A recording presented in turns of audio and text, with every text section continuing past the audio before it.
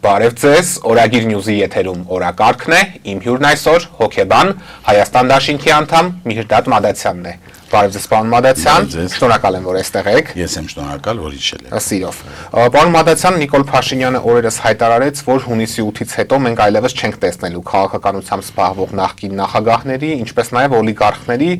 նրա պնդմամբ այս մարդիկ վերջնականապես եւ անվերադարձ դուրս են շպրտվելու քաղաքականությունից։ Ձեր գնահատմամբ ինչով է պայմանավորված Փաշինյանի այս վստահությունը եւ նույն օլիգարխների մասով կհաջողվի դա նրան անել, քանի որ հիշում ենք 21 թվականին հենց ԿՊ-ի ցուցակով են առնվազն երկու օլիգարխ պատգամավոր դարձել։ Եկեք նախ արձանագրենք, որ դրանից հետո եղավ հայտարարություն երկրորդ նախագահի, որ ասաց, որ հունիսի 8-ից հետո այլևս չենք ամաչելու մեր ղեկավարների համար, ինչի հետ ես ավելի հակված եմ համաձայնվել, որովհետև 18 թվականից առ այսօր մենք տարբեր առիթներով ամաչում ենք մեր ղեկավարների համար, տարբեր առիթներով սկսած պարտություններից վերջացրած անամոթ արտահայտություններով եւ ստերով։ Ինչ վերաբերվում է օլիգարխիայի այս սպեկուլյացիան, բառի սպեկուլյացիան, վստահորեն ասեմ, որ 21 թվականի ընտրություններում արդեն, եթե մենք ուշադիր նայենք, ապա անդիմության շարքերում օլիգարխիայի այն օլիգարխիա, որ Նիկոլ Փաշինյանն էր ասում, ոչ մի ներկայացուցիչ չկար, իսկ քաղաքացիական պայմանագրի շարքով ազգային ժողով եկան տարբեր օլիգարխներ։ Օրինակ Ալեն Սիմոնյանի վարտիքը գողացող Գագիկ ոնց է դրա Մելքոնյանը, որը կարծում եմ օլիգարխիայի վառ ներկայացուցիչ է, լինելով բանակի թիկունքի պետ, հասկացա՞ր, այլևս ոչ մի բան իրանից չներկայացնելով, երկու անգամ կալկուլյատորով հաշվելով, այդ մարդը, չգիտես ինչի ապահով ապրում է, այսինքն օլիգարխիա է, սա օլիգարխիա։ Օլիգարխիայի ամենավառ ներկայացուցիչը եւ նախահայրը, այսպես կարող ենք ասել, օլիգարխիայի նոյը, դա Սուքիասյան Խաչատուրն է։ Ումից սկսել է օլիգարխիան այս երկրում, չեք համաձայն լինենք սրա հետ, ինքը աննախադեպ առաջինն է եղել օլիգարխիայի, ով էլի նույն ցուցակով գնում է։ Օլիգարխիայի անգամ չի մասնակցելու ընտրություն։ Դե դա արդեն իրանց խնդիրն է կմասնակցել, դե չեմ մասնակցի, արդեն 8 տարի է Սուքիասյան Խաչատուրը ազգային ժողովում է, ինչ-որ մեծ խոսում է, ակտիվ ինչ-որ գործունեություն է կիրառում եւ բիզնեսն է ծաղկացնում, լինելով իշխանական թեև, ինչ ավիաուղիներ է բացում, բենզիններ է ծախում եւ այլ իրավիճակներ։ Սա էլ թողեք մի կոմենտ, ես չեմ էլի անում, այդ իրանք են անում։ Օլիգարխիայի էլի ցուցիչներից կա այնտեղ Անդրանիկ Քոչարյան, ով երկրաշարժի ժամանակ Ալուրի մեծ պատմության մեջ էր ընկել ու առ այսօր այդ ասեկոսները կամ ինչպես Փաշինյանը սիրում է ասել, օդից կախված լուրերը, որ երկրաշարժի օգնության եկած Ալուրը գողացել է Անդրանիկ Քոչարյանը, ես չգիտեմ դա այդպես է թե չէ, բայց այդ լուրերը եղել են, հասկացած, ու այդ լուրերը իմիջիայլոց իր մամուլում են տպագրվել եւ այլ իրավիճակներ, այսօր իր թիմից է, բայց եթե մենք այսօր նայենք օրինակ ընդդիմադիր ճակատում, ցուցակում ոչ մի օլիգարխի չենք հանդիպի, այդ դեպքում եկեք հասկանանք օլիգարխիայից խոսալուց ով պիտի խոսի։ Այո, ես էլ եմ օլիգարխիայի դեմ, բայց ես օլիգարխիայի դեմ չեմ ասում, որ երկիրը հանձնեմ, ես իրոք օլիգարխիայի դեմ եմ։ Այսա, եւ ես կարծում եմ, որ ընդդիմությունը այսօր, ես չեմ կարծում, որ Խամոյան Ագնեսյանը օլիգարխ օրինակ, կամ Աննան, կամ չգիտեմ, Գեղամը Մանուկյան, մի օլիգարխ էլ երևի նա չէ, այդպես խոսանք, Այսինքն առաջին հերթին իրենց ցուցակները պետք է մաքրեն, այդ օլիգարխ, որ ասում եք, ում եք ի նկատի ունեք, օրինակ ընդդիմությունում օլիգարխ, մի հատ օլիգարխ ցույց տվեք ընդդիմությունում։ Բնականաբար իրենց տեսանկյունից եմ ասում, Սամվել Կարապետյանին եւ Գագիկ Ծառուկյանին։ Սամվել Կարապետյանը երբեք օլիգարխ չի եղել եւ չի կարող լինել։ Եկեք sense տարբերակենք, օլիգարխ համարվում է այն մարդը, ով որ պետական լծակները օգտագործել է հարստանալու համար։ Օլիգարխ չի համարվում բիզնեսմեն, այդ ձևի Քերկ Քրքորյանն էլ է Հայաստանի օլիգարխ։ Եկեք ծնենք կանոնք Հայաստանի օլիգարխ կամ որևէ մի այլ հարուստ մարդու, հա, բոլոր հարստությունը ինքը օլիգարխի, այդ տարբեր բաներ են։ Մարդը, որ իր պետական ծառայության ժամանակ իր լծակները օգտագործել է, որպեսզի հասկացար հարստանա, հարստահարել է ժողովրդին, այսպես ասենք, դրանն անվանում են օլիգարխ։ Սամվել Կարապետյանը երբեք ոչ մի պետական պաշտոն չի զբաղացրել, Հայաստանում բիզնեսներ չի ունեցել, մինչև հետո է հետ եկել Հայաստանում կառուցել։ Եվ ես իրեն երբեք օլիգարխ չեմ կարողացել համարել ու չեմ համարել, այնպես ինչպես Քերտ Գրգորյանին չեմ կարող օլիգարխ համարել։ Այս խնդիրը կարող են կարծացել, հա, այս է խնդիրը։ Նու Ծառուկյան Գագիկի մասով նու չի կարելի իրան երևի օլիգարխ անվանել, ես խուսափ եմ այս հարցում գնահատական տալուց որևէ մի, կարծում եմ թող իր թիմակիցները որոշեն ոնց է գնահատվում Ծառուկյանը։ Պարոն Մադանցյան, ԱՄՆ փոխնախագահ Վենսը Երևանում հայտարարեց, որ առաջիկա ընտրություններում ինքը աջակցում է Նիկոլ Փաշինյանին, ավելի վաղ նման հայտարարությամբ նաև Թուրքիայի արտաքին գործերի նախարար Ֆիդանն էր հանդես եկել։ Ձեր գնահատմամբ նման հայտարարությունները եւ Փաշինյանին ցուցաբերվող արտաքին աջակցությունը ինչ ազդեցություն կարող է ունենալ ընտրությունների վրա եւ մեր ընդդիմությունը այս ամենից բավարար հետեւություններ անում է, որպեսզի օրինակ հունիսի 8-ին չարթնանան եւ ասեն պարտվեցինք, քանի որ նա նման արտաքին աջակցություն ունենար։ Տեսեք,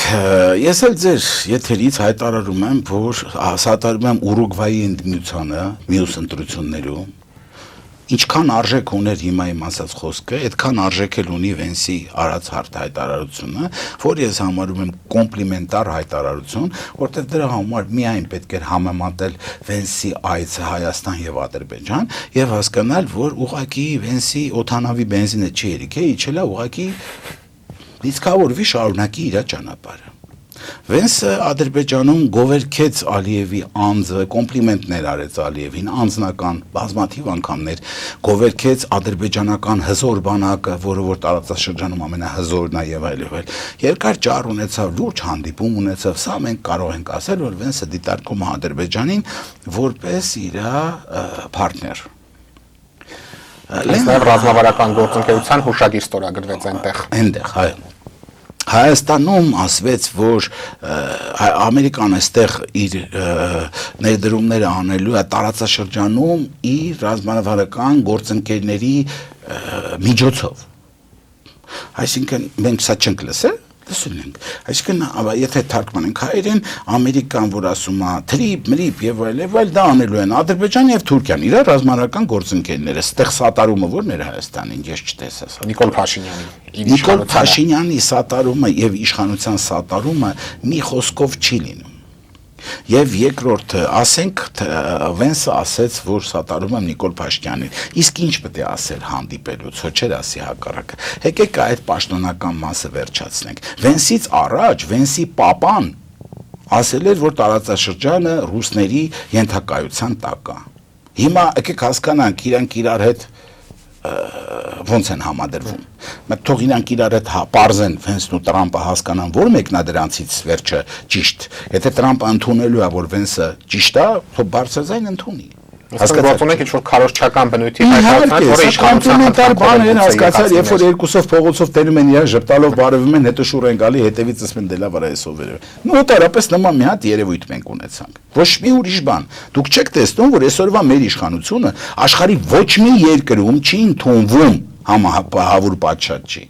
Ոչ մի երկրում չի ընդունվում։ Ավելին ասեմ, չի ընդունվում նույնիսկ Թուրքիայում եւ Ադրբեջանում իրանք ընդունվում են որպես գործիք, ոչ թե որպես պարտներ, որպես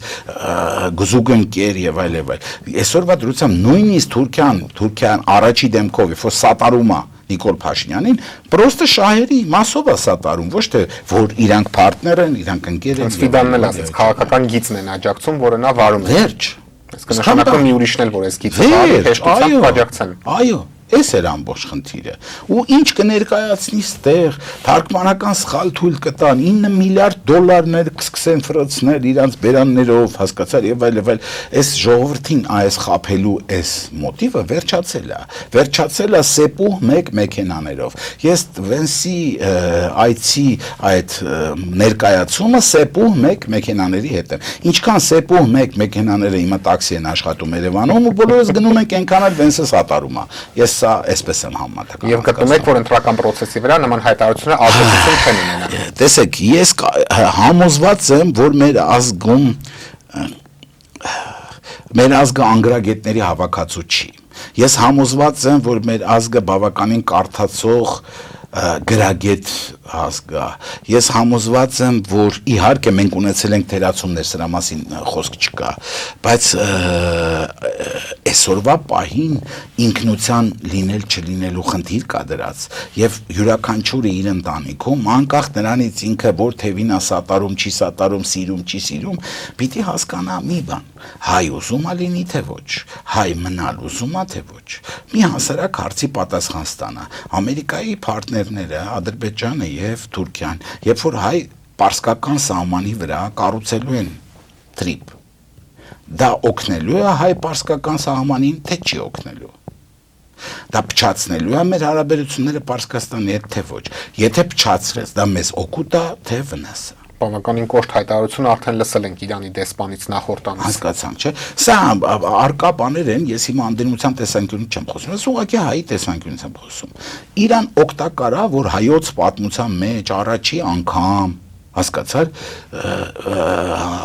ամենայն հայոց կաթողիկոսի նկատմամբ քրեական հետապնդում է իրացվում։ Սա անդիմության հետ որևէ կապ ունի։ Օլիգարխիա հետ որ հասկացանք, չէ՞, թողեք։ Իրան հետաքրքիր է, որ պղծվում են տաճարներ իր հետևից այն հայի համար, ով որ մտնելով տաճար խոնարհվում է, կռանում է, կորանում է, այդ վեհությունն ազգում, այդ տաճարները պղծվում են եւ ինչ որ կերպարներ ներկայանալով, հասկացար, դպիրներ, ես չգիտեմ, քահանաներ եւ որոշ դեպքերում եպիսկոպոսներ, հասկացար, ինչ որ հիմար ու լեկտի արտահայտություն են անում։ Իրան դուր է գալիս, որ Բենտլի եպիսկոպոսը այսօրվա դրությամբ դարել է փրկիչ, իսկ վեհապարը, ով որ բազմաթիվ բարի բաներ արել իր կյանքի ընթացքում, դարել է քրեորեն հետա, կամ Միքայել Սրբազանը։ Մի մարդ, որը որ ոչ մեկ չի կարող ասել, կարող եք Միքայել Սրբազանն ասենք օլիգարխ, նույնիսկ սրանք չկարողացան ինչ որ մի հատ կոշիկի բուտկա կապեն Միքայել Սրբազանի պոչից։ Մի գործով բանտ նստեցրեցին, որի համար նախկինում հանցակազմ չէին նկատել։ Չէ։ Ասածս ինչա, այս ընտրությունն է լինելու, մոռացեք, սա քաղաքական ընտրություն չի, սա լինելիության ընտրությունն է։ Եվ մենք այո, ունենք տարբերակ սխալվելու եւ կորելու այս աշխարհի երեսից, որ բնալու որպես հիշողություն, այնպես ինչպես հույնները, հին եգիպտացիները, որոնք այսօր չկան, հա, բոլորովին այդ կուլտուրան վերացել է արաբները Եգիպտոսում եւ այլ երեխաներ։ Այս ստատուսի մեջ լինելու լրիվ միտված ենք։ Այսինքն թուրքական ծրագիրը տանելու։ Ես ուզում եմ, որպեսզի մեր հայրենակիցները, ովքեր շատ գրագետ են, ես համոզված եմ, որ իրենք գրագետ են ու մտածում են, չսիրելով ինձ, թող չսիրեն, ես չեմ ուզում մեկը ինձ սիրի։ Ուղղակի հասկանան, որ մենք ունենք 4 հարևան, ոչ թե միայն 2։ Ադրբեջանն ու Թուրքիան մեր միակ հարևանները չեն։ Մենք ունենք Իրան, ում հետ մենք անցել ենք 90-ական թվականները եւ բոլորս, եթե ովքեր մի քիչ մեծ են հիշում են, կհիշեն, որ մենք բլոկադայի տարիների միակ ճանապարհը, որով Իրանից մթերք համտեստ է էժան, հասանելի բոլորիս համար, շոկոլադա մտե, պեչենիա մտե, հա, եւ այլ լվացքի փոշիա մտե եւ այլ բաներա մտե, դա եղել է Իրանը ու Իրանը մեզ օգնել է դիմակայել այդ ամբողջ շրջանին։ Ու այսօր վնասել այդ պետությանը իշահ թուրքերի կամ ադրբեջանցիների, ես ուղղակի թող մտածեն, ուզում են դա թե ոչ։ Չեն հասկանում ամեն ինչ։ Ես ուզում եմ, որ մեր հայրենակիցները հասկանան, որ ուղիղ այնքան հայ, ինչքան ապրում է Հայաստանում, ապրում է Ռուսաստանում։ Ոստե ռուսամետության խնդիր չկա։ Դուք պատկերացնում եք, որ մի օր Ռուսաստանը որոշի այդ հայերին, ովքեր որ չունեն անձնագիր կամ նույնիսկ ունեն անձնագիր, քննի մի հատ այդ ոնց են այդ անձնագիրը ստացել ու բոլորին հետ ուղարկի Հայաստան։ Ինչ կկատարվի այստեղ։ Ինչ կկատարվի այստեղ։ Ինչով կապրենք մենք, որ դուք տրանսֆերները Ռուսաստանից որ գալիս են ու մենք որոշակի կարողանում ենք ապրել։ Ոնց են օրինակ Վարդենիսից ու Մարտունուց մեր հայրենակիցները ուր են գնալու Խոպան, որտեղ են ասֆալտ գցելու։ Սա պետք է մտածել էս ընտրություններից առաջ, որտեղ խնդիրը սրանն է կանգնած, խնդիրը Փաշինյանի կերպարի մեջ չի, դեմքի կամ չգիտեմ ինչի մեջ չի։ Խնդիրը էս երկընտրանքի մեջ է։ Խնդիրը նրա մեջ է, որ մենք վաղվանից ուրիշ գիծ բռնելով մենք գնում ենք մի ճանապարհ, ինչպես ասում են սրանք ԵՄ, դեպի Եվրոմիություն, որտեղ Եվրոմիությունը չգիտի ուր է գնում։ Ինքը հիմա հիմար վիճակի մեջ է։ Իսկ մենք գնում ենք դեպի Եվրոմիություն։ Այնտեղ որ Եվրամիությունից մեզ անգամ չեն հրավիրել։ Չէ, ոչ չեն հրավիրել։ Ամերիկացի Եվրոմիությանը հասկացա շատ վատ նվաստացնում են տարբեր առիթներով։ Եվրոմիությունը ինքը կանգնած է բավականին լուրջ քայքայման եզրին, իսկ մենք գնում ենք այնտեղ։ Հասկանում եք, էս է խնդիրը։ Մենք Նիկոլ Փաշինյանը ասում է, որ Ամերիկան մեզ տվել է 99 տարի անվտանգություն։ Ես մի հարց եմ ուզում տամ։ Ամերիկան եւ Եվրոպան հավաքական կերպարով Ուկրաինային անվտանգություն կարողացան ապահովեն։ Քանի տարի չեն կարողանում ապահովել։ Չեն կարողանում, սա էս պատասխանատու արտահայտում են, ոչ թե չեն ուզում, շատ են ուզում։ Մեծ գումարներ են ծախսում։ Չեն կարողանում ապահովեն։ Այդ ո՞նց եղավ, որ մեզ կարողացան։ Էս ո՞նց եք դուք մտածում։ Իմ ասածը սա է։ Փաստացի, այսդեպս այսքան տարի է հավաքական արևմուտքը ամեն ռեսուրսներով, նույնիսկ իրան վնասելու ռեսուրսներով փորձում է Ուկրաինայում անվտանգություն ապահովել։ Ստացվում է, ոչ։ Բա ո՞նց եք դուք այտենց ժողովրդին խափում, ասում եք 99 տարի մեզ անվտանգություն են խոստացել։ Էն էլ բառացի չի ասվել, այդ ուղղակի ինչ որ պայմանագիր է, այդ նշանակում է, այդ ո՞նց է նշանակում, այդ ոչ մի չի նշանակում։ Ասում եմ մենք էլ չլինենք անկախություն չենք ունենա, թրիփ չենք ունենա, խաղաղություն չենք ունենա։ Անկախություն ունեցել ենք մինչև Նիկոլ Փաշինյանը, անկախություն ունենալու ենք Նիկոլ Փաշինյանից հետո, Նիկոլ Փաշինյանը մի հատ պուճուր կերպար է հայոց պատմության մեջ։ Մոտավորապես իր ընտրած Պապ Թագավորի պես ով եղել է Հայաստանի պատմության բացական, ասենց ասեմ իմ կարծիքով կերպարներից մեկը։ Ես խորհուրդ եմ տալիս բոլոր են հայերսերներին գտնեն Փաստոս Բյունզաննի խոսքերը Պապ Թագավորի մասին եւ կարդան, այս է իսկական Նիկոլ Փաշինյանի մաշինա գրած։ Ինչ է Պապ Թագավորի մասին է։ Ես չգիտեմ սեռական դիրքորոշումները համապատասխանում է թե չէ, բայց մնացած կերպարով հասկացա լրիվ համապատասխանում է։ Ամեն դեպքում Հայաստանը եղել է անկախ 90-ական թվականներից, Հայաստանի անկախության ակունքներում կանգնած են եղել բոլորը իմ տարիքի, ովքեր որ հանրաքվեով անկախացրել են Հայաստանը, եւ Լևոն Տեր-Պետրոսյանից սկսած Հայաստանի անկախությունը եղել է հպարտ, նորմալ անկախություն, ոչ թե կորացած, նվաստացած, հասկացար աղերսող անկախություն, այլ եղել է թելադրող անկախություն։ Հայաստանի հայկական բանակը եղել է տարածաշրջանի ամենահզոր բանակներից մեկը։ Մենք պատվով գնացել ենք 7 միլիոն սփյուռք հայերը չեն թույլ տա, որ ես ստեմ, գլուխներս բարձր Ռուսաստանում եւ այլ երկրներում հանդիպել ենք ադրբեջանցիների, շփվել ենք այդ ադրբեջանցիների հետ, չէ՞ տարբեր։ Պատվով ենք շփվել, ոչ թե ամաչելով։ Հասկանում եք։ Այնպես որ անկախության հետ Նիկոլ Փաշինյանը նույնքան կապ ունի, ինչքան ես իր ընտանիքի հետ կամ ճապոներեն լեզվի, ոչ մի կապ չունեմ։ Այս մեկ, երկրորդը, ինչ վերաբերում է խաղաղությանը, Թուրքիան վերջերս հայտարարեց, որ ծործորակը կտեսնի, խաղաղության պայմանագիր չի տեսնի, մինչև սահմանադրությունը չփոխի։ Այս սահմանադրությունը Դավիթ ջան, դու էլ փոխես խաղաղության պայմանագիրը ստորագրվի։ Ինչպես Նիկոլ Փաշինյանը պրիչոմ։ Հասկացա՞ք։ Իսկ ինչի պիտի չստորագրի Ադրբեջանը, կասեք։ Հաղթած Ադրբեջանը, ով ինչ ուզում է տալիս են։ Ինչը բոլոր պահանջները բավարարում է այդ թուղթը։ Խաղաղություն չկար այն ժամանակ, երբ որ ասում Նիկոլ Փաշինյանը ասում է նախկիների ժամանակ, երբ որ մենք ունեինք Արցախ, երբ որ մենք ունեինք գրաված տարածքներ, բուֆերային տարածքներ, եւ երբ որ Ադրբեջանը նվաստացած էր պատերազմից հետո, հիմա երբ որ մենք ենք նվաստացած, ինչ խնդիր կա խաղաղության։ Մենք որ ասում է սահմանադրությունը օտար երկիրը, միջամտում է իմ ինքնիշխանության գործերի մեջ, ասում է փոխի սահմանադրությունը, Նիկոլ Փաշինյանը փոխում է սահմանադրությունը, այսինքն ինքնիշխանությունը մեր 0 է Նիկոլ Փաշինյանի օգորոք։ Չունենք ինքնիշխանություն։ Դուք հասկանում եք, Ալիևը կարա մեր ինքնիշխանությանը, սահմանադրությանը հիմնական օրենքին ոտնձգություն անի։ Ո՞ւր է ինքնիշխանություն տեսել։ Ու ինքը ասում է մեր ինքնիշխան երկիրը, ինչ ինքնիշխան։ Քոչարյան Ռոբերտի ժամանակ, նախկիններից որևէ մեկի ժամանակ որևէ երկրի ղեկավար կարող է սահմանադրության վրա թեթև, հա, նամյոկ անել։ Իհարկե ոչ։ Մեր ինքնիշխանությունը տապալվել է Նիկոլ Փաշինյանով։ Այս ամբողջ խնդիրը։ Ու ես խնդրում եմ Փաշինյանի դեպքում հիշեք, ինչից ինքը շատ խոսում է, դա էլ ինքը տապալում է։ Դա հակառակն է անում, որպես կանոն Արցախի խոսում էր Արցախից, Արցախը տվեց, խոսում է կոռուպցիայի վերացումից, ամենամեծ կոռուպցիան է կանգնած իրancs մոտ հիմա, հասկացա, խոսում է ասֆալտից, ասֆալտը տեսնում եք ինչ վիճակի մեջ է։ Ինչից խոսում է դա փլում է։ Ես զարմանքով եմ ասում, որտեղ ինձ մինչև այսօր թվում էր, որ իրոք սրանց ասֆալտը դա ստացվել է, էլի, այդ մի պրոյեկտը իրանց մոտ ստացվել է։ Հա, երկիրը վարի են տվեց, վարի են տվեց, բայց այդ մի պրոյեկտը ստացվել է։ Ես չեմ կարող հասկանալ ոնց կարելի է ասֆալտ անել, որ ինքը ուղակի ձնից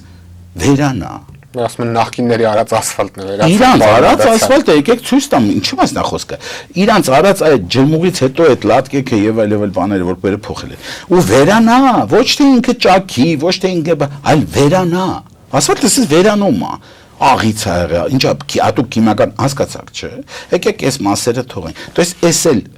չի համապատասխանում իրականությանը։ Այնպես որ ես կարծում եմ, որ հունիս ամսին, то есть հիմակվանից արդեն մենք լուրջ մտածելու խնդիր ունենք եւ այն մարդիկ, ովքեր որ ընտրելու են սիրել չսիրելով,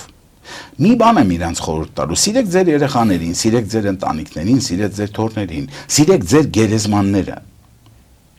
Եթե դուք սիրեք ձեր գերեզմանները, Նիկոլ Փաշինյանին ձեն չեք տա, որտեղ ձեր գերեզմանները չեն մնալու հայկական։ Այդ խաչերը, որ դուք այդ գերեզմանների վրա կանգնացրել եք, հիշատակի, բլվելու են, ջարդվելու են, նենց ոնց որ Արցախի գերեզմաններն են ջարդվել։ Պարոն Մադեցյան, մենք տեսնում ենք, որ Նիկոլ Փաշինյանի վարկանիշը ամենացածրը հենց երիտասարդների շրջանում է, թեպետ 2018 թվականի այդ իշխանափոխության process-ի շարժիչ ուժը նաև հիմնականում երիտասարդներն էին։ Որպես հոգեբան ինչով եք այս իրողությունը պայմանավորում եւ երիտասարդների համակրանքը շահելու ուղղությամբ Փաշինյանի կողմից ձեռնարկվող քայլերը այդտեղ վարչաբենդը հայտնի, թմբուկ նվագելը եւ այլն, որքանով կարող են շտկել իրավիճակը։ Տեսեք, ես համարում եմ, որ երիտասարդները ճիշտ են եղել 18 թվականին, երբ որ սատարել են Նիկոլ Փաշինյանին, ստեղ իրանցը Նիկոլ Փաշինյանին չեն սատարել։ Դեմ են եղել ժամանակի լճացած իրավիճակներին։ Միգուցե սխալվել են պերսոնայի առումով։ Ես դեմ չեմ, սխալվել են, որովհետև երիտասարդները պարտավոր չէին Նիկոլ Փաշինյանի պերսոնան իմանալ ու ճանաչել, հա, այսպես ասեմ։ Իսկ Փաշինյանը այն ժամանակ ստեր էր ասում, որը մինչև այսօր չենք կարող հավատալ, որ մարդը կարա տեն սուտ ասի, կանգնելի նայելով աչքերիդ մեջ, հասկացա՞ր։ Մարդը, ով որ ասում է, «Բարկեք վերցրի, ինչ է կարը, զենք են կարը», ուրեմն հայտարարում եմ ձեր կողմից։ Բյուջեի, ռազմական բյուջեի 50-ից 60%-ը ծախսվում է նախարարության շենքի պահման համար։ Գրասենյակային հաստիքների շեշտակի ավելացել ռազմականի կշտման հաշվին։ Ինչելուց դա կարող եք վերցնել պետական կայքերում տրված ինֆորմացիա։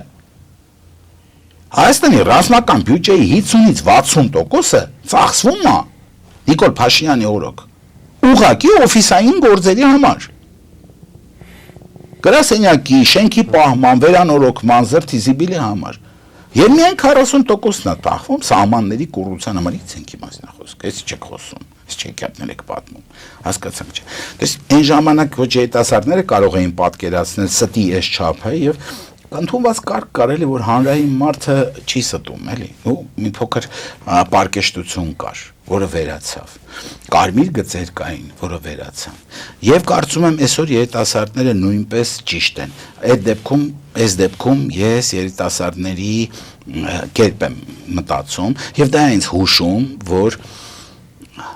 հունիսի 8-ին մենք կարտնանանք մի երկրով, ով կսկսի վերականգնել իր արժանապատվությունը, կպրծնենք այս իրավիճակից։ Ես չգիտեմ, մենք Աֆղանստանի տեսարանները կտեսնենք, թե ոչ, թե ոնց էին կախվում օդանավի շասիներից։ Ես չգիտեմ, ով կհասցնի փախչել այստեղից, ով կմնա, ինչ քրեական գործեր հետո կհարուցվեն, անպայման մենք դա հետո կտեսնենք, ժամանակը դա մեզ ցույց կտա, բայց ես կարծում եմ, որ երիտասարդները այսօր ճիշտ են եւ դա այն պլաստն է, այն հենակետն է, որի վրա պետք է հենվել։ Երիտասարդները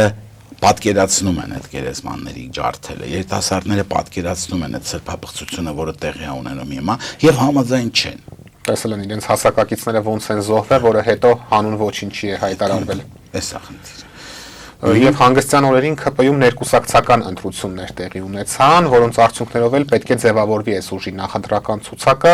Վերջիններս սա ներկուսակցական ժողովրդավարության դրսևորում են որակում, ավելին մյուս ուժերին են մեղադրում ժողովրդավար չլինելու մեջ։ Ըստ ձեզ իսկապես ԿՊ-ի ցուցակը այս ճանապարհով պետք է ձևավորվի, պարոն Մադասյան, քանի որ գիտենք, գործ ունենք մի քաղաքական ուժի հետ, որի ղեկավարը խորհրդարանական կառավարման երկրում падգամավորներին այսպես չակերտավոր կերպով խնդրում էր մանդատը վայր դնել, իսկ ովքեր չէին կատարում, Հովիկ Աղազարյանի օրինակը քրեական գործեր էին հետևում այս ամեն ինչին։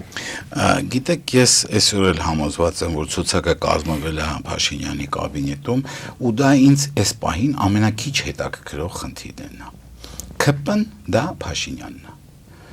Փաշինյանը այդքան համոզված է այդ կուսակցության համար, թող իր տեխնացիոնը չդնի, ինքը գնա Կանադա, թող իր ԿՊ-ն շեմը հաղթահարի։ Ուրեմն հիշեք, Փաշինյանը իր տեխնացիոնը չդրեց, իր ստերը հանեցին կարանքից։ Մնացին այդ իր մնացած արփիդավոյանական այս ճակատը։ 5%-ի շեմը չեն հաղթահարելու։ Սա մեկ։ Հասկանում եք, չէ՞ որ այս շոուն, որը կազմակերպում է, հերթական շոու է, որը տեղի ունենում, երբ որ Նիկոլը նույն ձևի շոու էր անում, Պատերազմապետություն է, հիմա մենք տեսնում ենք այդ ինչա տեղի ունենում, Նիկոլը ժամանակին շոու էր անում, կամ որ լացակումած ասում է, որ վարչապետը աշխատավարձ չստանա, ինչ է ուտելու։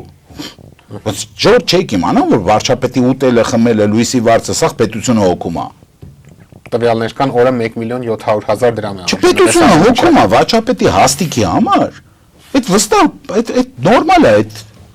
օքեյ է։ Աշխարհում կա դա։ Սոված կմնար վարչապետը, հա, որ չստանար աշխատավարձը կամ ապահովավճարները։ Ինքը այդ ուտելուց բացի է ստացել այդ փողերը։ Հասկացա՞ր, իսկ թոշակառուին ասել է 10,000 դրամը չես կարող ծախսես։ Այս է ամբողջ խնդիրը։ Դες եթե Փաշինյանի այս ֆակտորը հանում ենք, ԿՊ-ն ինքը իրանով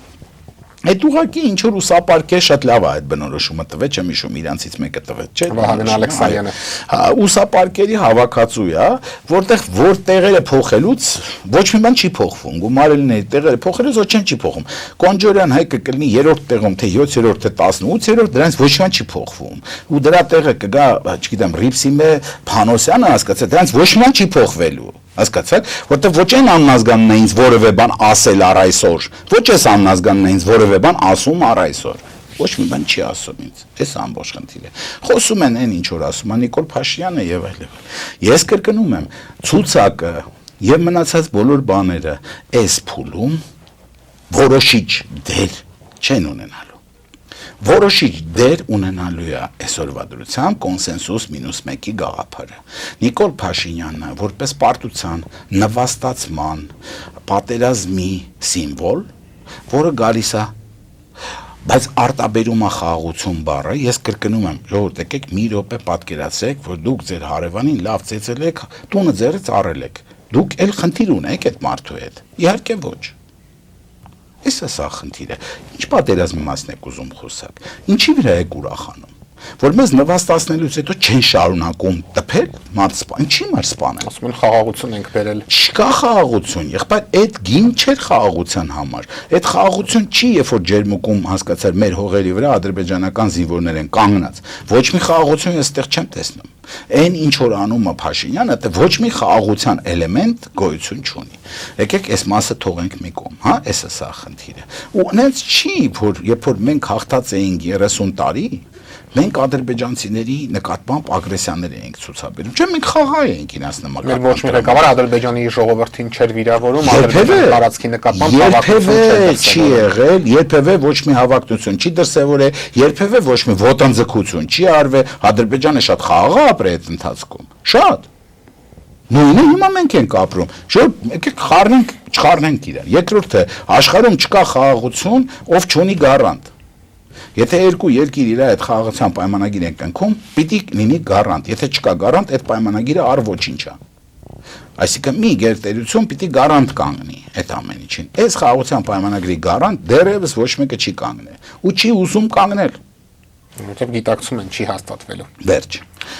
Ալիևը հայտարարում է, որ ինչը կարող չի կարող։ Всё, փակեցինք այս թեման։ Իմ ասածը հետևելն է։ Հիմա մենք ունենք ընտրություն լինել, չլինելու, հայերեն խոսել, չլինել, չխոսելու։ Մեսրոպ Մաշտոցին հիշել, չհիշելու, հասկացաք, նարեկացուն շարունակելու, մեր պապերի, մեր ազգանունը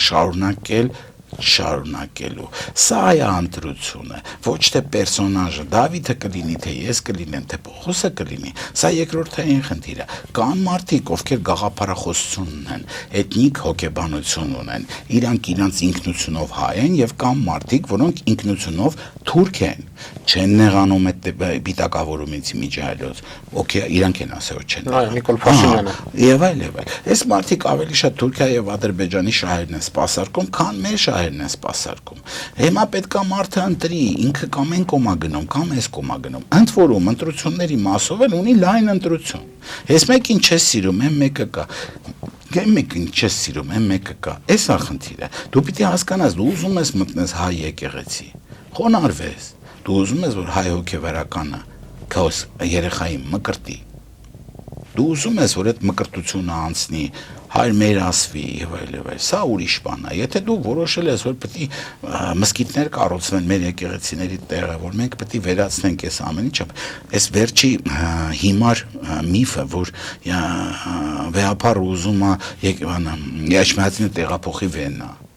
Հասկացեք, ծիծաղելի է սա։ Ես ուզում եմ մի հատ հարց տամ ձեր ամբիոնից։ Կա Հայաստանում գետ մի հոգի, ով դրան հավատում է։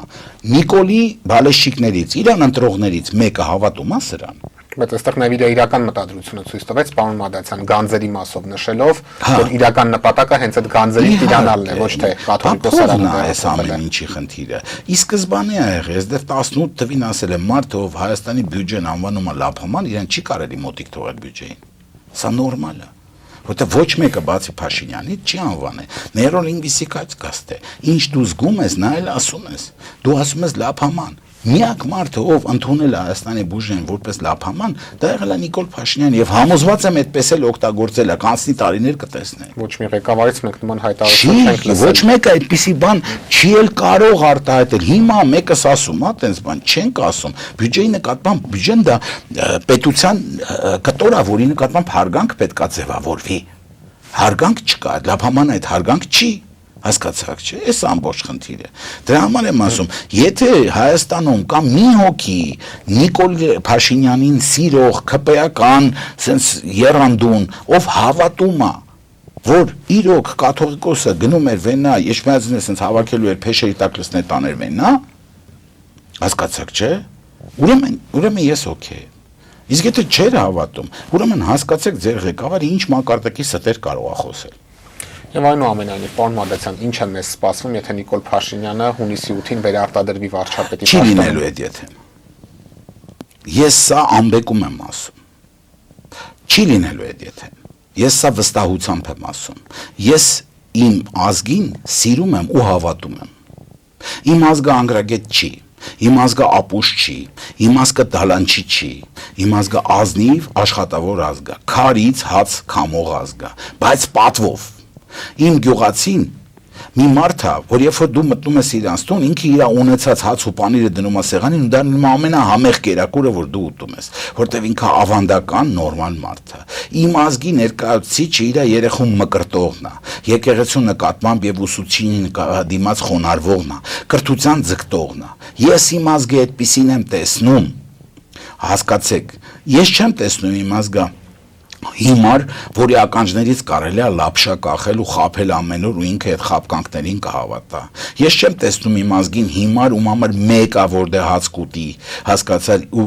մեկա որ իր որդուն ինչ որ մեկը կկոտորի ու ինքը հետո 2 կոպեկ փողով դա կվաճառի։ Ես այդպես չեմ տեսնում իմ ազգին։ Հա, ես համարում եմ որ բոլոր ազգերի մեջ կան վատ մարդիկ, իհարկե, մարդիկ անարժան, մարդիկ անպատիվ, սա օքեյ է, մեր ազգի մեջ էլ կլինեն, հասկացար, մարդիկ, ովքեր նման բան սպեկուլյացիաներ կանեն, հա, ասենք իրանց բանով։ Բայց ընդհանուր առմամբ ես համոզված եմ, որ ես ունեմ պատվախնդիր ազգ, որտեղ մենք դրանով ենք հայտնի եղել, ինչքան ես ապրում եմ։ Խորհրդային շրջանից սկսած մենք եղել ենք ՍՍՀ տարածքի ամենապատվախնդիր ազգերից մեկը։ Ու մեր փոքրականակ վիճակով ամբողջ ԽՍՀ տարածքում մենք հայտնի ենք եղել այդ պատվախնդրությամբ։ Ռուսը չի կարողացել այդպես լինի։ Այս ամբողջ խնդիրը։ Ես համոզված եմ, որ հունիս ամսին մեր ազգը ցույց կտա իր դեմքը։ Ինքը իրականում իր պատվախնդրության համար կանի ընտրություն։ Ատելով ինձ կապ չունի, հասկացեք։ Բայց միայն մի պայմանով, որ այս մարդը պատվախնդիր է։ Չեմ սիրում իրան, բայց պատվախնդիր է։ Այս ամբողջ խնդիրը։ Ես ուզում եմ մենք մեր արժանապատվությունը վերականգնենք։ 21 թվականի իրավիճակը չենք ունենա այս առումով։ Համոզված եմ, որ չենք ունենա։ Ես վստահորեն ասեմ, որ ես այսօր գնում եմ վերջնական հաղթանակի սամուրայի պես, որտեվ հաջորդ ենթադրյալ պարտությունը, եթե նույնիսկ մտածենք, դա մահվան հավասար։ Արժեքը նույնն է, ոչ մի տարբերություն չկա։ Հենց սա էլ ինձ բերում է սամուրայի պես գնալ հաղթանակի, հասկացաք, չէ՞ ինչ եմ ուզում ասեմ, այդ ինքնազոհ հաղթանակի ենք գնալու եւ այո, հունիսի 8-ից մենք սկսելու ենք վերականգնել մեր արժանապատվությունը միջազգային ոլորտում, մեր հարևանների հետ, ադրբեջանցիների եւ թուրքերի հետ, այո, լավ հարաբերություն ստեղծելով, բայց արժանապատիվ լավ հարաբերություն։ Իրական խաղաղություն։ Իհարկե, արժանապատիվ լավ հարաբերություն։ Գիտեք, մենք մարդ ենք, մենք պիտի կարողանանք խոսենք, ոչ թե ծեծ ուտենք, հետո նվնվանք։ Նիկոլը ծեծ ա ուտում ու նվնվում։ Նիկոլի իշխանությունը դա է սովոր անել, ծեծ ուտել ու նվնվալ։ Մենք մարդ ենք, մենք խոսում ենք արժանապատիվ, ես հիմա խոսում եմ եւ 8 տարի է լինելով հասկացալ իշխանության կողմից հալածվող, ես մեկա խոսում եմ արժանապատիվ։ Այս ամբողջ խնդիրը։ Մենք պիտի կարողանանք վերականգնել մեր արժանապատվությունը։ Եվ այո, մեր քաղաքացին պիտի հասկանա, որ ինքը հայ է, որ ինքը գնաց Սամարա, իրան ընդեղ ընդունելու են որպես հայ ու ասելու են, սա հայ է, ուրեմն հպարտ է, սա հայ է, ուրեմն արժանապատիվ է, սա հայ է, ուրեմն պատիվ ունի։ Ու հենց իր ընտրությունից է կախված հունիսի 7-ը։ Սա հունիսի, այո, հունիսի 7-ի ընտրությունից է դա կախված։ Այո։ Եվ պարոն Մադասյան, քանի որ այսօր Արցախի նախկին պետնախարար բարերար Ռուբեն Վարդանյանը 20 տարվա ազատազրկման դատապարտվեց, մյուս ղեկավարների նկատմամբ էլ բավականին ծանր վճիռներ կայացվեցին, եթե Հայաստանում հնարավոր իշխանափոխությունը տեղի ունենա, ապա Բաքվում պահվող մեր գերիների ու պատանների ճակատագրին ինչպես կնպաստի եւ ինչպես շանսերը կմեծանան, որպեսզի այս մարդիկ օր առաջ հայրենիք վերադառնան։ Գիտեք, ես 20 թվից այս կողմ զարմանքով եմ նայում այն անտարբեր վերաբերմունքին, որը ունում է Հայաստանի իշխանությունը եւ զոհվածների եւ գերիների մասով։ Տեսեք, հետաքրքիր բան են ասում, ասում են մենք գերիների մասով աշխատում ենք, բայց դա պիտի տեսանելի չլինի եւ այլն։ Մեծ հարց տամ էլի, մինչեւ այսօր զոհվածների ցուցակ չեք հրապարակել։ Ոնց հավատամ, որ դուք գերիների մասով աշխատում եք։ Մինչեւ այսօր մեր հերոսների ցուցակը հրապարակված չի։ Եվ եթե հիշում եք, Քոչարյանը խոստացավ ընտրությունից հաղթելու դեպքում առաջինը ինչ կանի, դա գերիների ցուցակը ամբողջական հրապարակը, զոհվածների ցուցակը ամբողջական հրապարակը։ Մեր ազգը պիտի իր հերոսներին ճանաչի անուն առ անուն, մեր երեխեքը պիտի Երևան, այսպես անանուն չպիտի լինի դա։ Առ այսօր անցել է քանի տարի, չի հրապարակվել զոհվածների ցուցակը։ Ոնց հավատամ ես, որ ինչ որ բան է անում գերիների համար։ Երկրորդը, ես ունեմ համոզմունք, որ արցախցիներին սովամա հանելու լուր համագործակցողը Նիկոլ Փաշինյանն էր։ Մենք հիշում ենք, չէ՞, այդ բլոկադան։ Եվ մենք հիշում ենք Փաշինյանի դերն ու դիրքը այդ բլոկադայում։ Ոչ մի բան չարեցինք դա ընթացքում։ Ոչ մի միջամտություն, ոչ մի կողմից տեղի չունեցավ, որից հետո տեղի ունեցավ Արցախը, որից հետո որոշ իշխանականներ լկտիաբար ասում էին պայքարեիք, կռվեիք, չլուծարեիք պետությունը։ Չլուծարեիք եւ այլն։ Ես ուզում եմ, որպեսզի դուք հիշեք, որ ոնց վերաբերվել է Արցախի նկատմամբ, տենց է վերաբերվելու է Սյունիքի, Գեղարքունիքի եւ մյուս մարզերի նկատմամբ։ Իսկ ադրբեջանցիները ախորժակ ունեն եւ Սյունիքի եւ Գեղարքունիքի։ Եվ եթե մի օր պաշարվի Սյունիքը, օրինակ Սիսյանով ինչ որ փակվի ճանապարհը, Փաշինյանը էլի գնալու է պատտվի, սեպուհ մեկ մեքենաներ արտահանի, արտադրի, ես չգիտեմ ինչ անի, հա։ Լավ կյանք խոստանա մարդկանց։ Պայքարեիք։ Սա իմաստը։ Որպեսզի դուք հասկանաք, որ առ այսօր ջերմուկի գրավված, զավթված հողատարածքների մասով, սև ջուր եւ այլն, հա, սեբլիտ։ Ոչ մի քայլ առաջընթաց կամ բանակցություն կամ խոսակցություն չենք լսում։ Չկա այդպիսի բան։ Մի կառավարությունից, ով թափանցիկ է իր ժողովրդի համար եւ ունի 3 միլիոն վարչապետ։ Հասկանում եք, չէ՞ ինչ իմաստն եմ խոսում։ Եվ ադրբեջանցին նստած է մեր հողում զավթած տարածքներով։ Ու կոնկրետ դա խնդիր է, չէ։ Ինչ է նշանակում։ Ադրբեջանը իրականացնում է մի մեծ ֆարս։ Դա մեր հերոսների դատն է այնտեղ։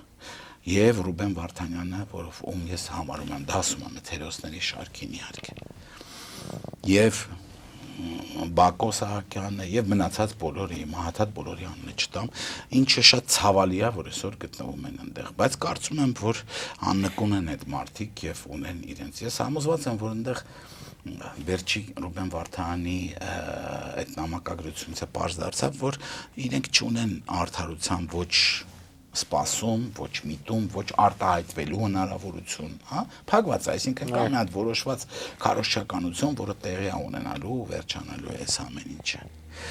Իսկ Նիկոլ Փաշինյանը այստեղ խաբելու է, հասկացար, ինչ որ մի երկու գերի վերադարձով, հասկացար, որ ոչ ղեկավարներից։ Իհարկե, չէ, խոսքը սրանց։ Էլի շատ լավ է դա, բայց մենք հասկանում ենք, չէ, որ մենք